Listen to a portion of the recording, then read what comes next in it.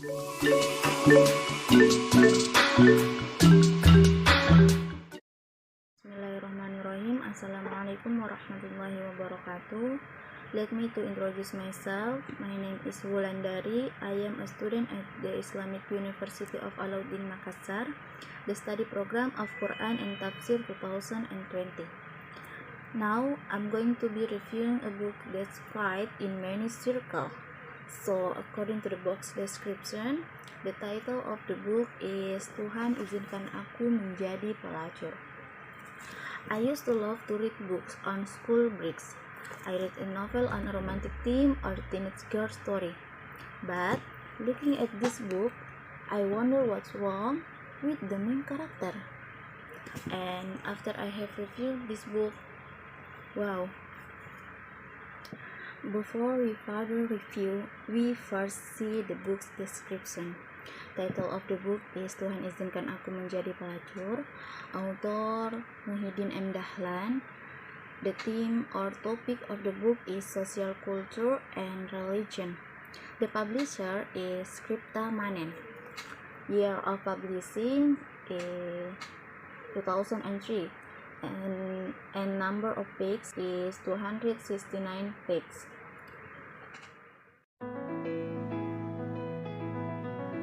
This book tells the story of a woman named Nidah Kirani, who is undergoing her education. She is a devout Muslim. Her body was adorned with a big robe and hijab. Most of her time is spent praying, reading the Quran, and narrating.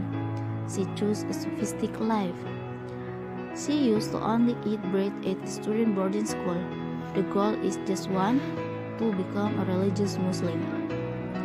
But in the middle of the road, she was seized by a storm of disappointment.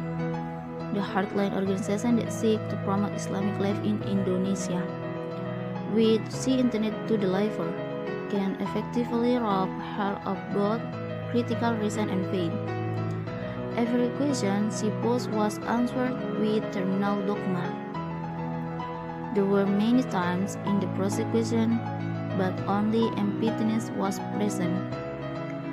Even the gold she's been referred as fleeing from responsibility, and Amoh is answering her complaint. It was in empty state that she fell into darkness. She was venting her frustration on free sex and taking drugs. I just want God to see me. Look at me, God.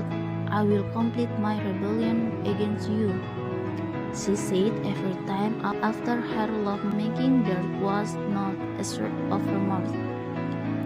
Her sexual escapades exposed the mask of hypocrisy of activists who slept with both left and right Islam, who had loudly cried out for the sanctity of morality. It also revealed that there was a dark side to a professor of the Renaissance, Yogyakarta, and a member of the parliament group, who had been holding on to the Islamic development plan in Indonesia. It is a fascinating book, able at the outset to stimulate enthusiasm for readers with interesting stories. The story told in this book is very good, because it is still relevant to the event in Indonesia today with the issues of Daulah Islamiyah. The story is not overstating. First, the language is difficult to understand. The diction is sometimes not found in dictionaries or other sources. The second, the ending is very boring. The lesson we can take is that it's easy. Ask God as her servant to see their patience. Besides, we can understand there are things out there that we cannot easily understand. One of the people who look so fanatical about religion can actually feel that Allah is not with her. Beyond that, we can see and understand that there is a dark side to a person and an organization.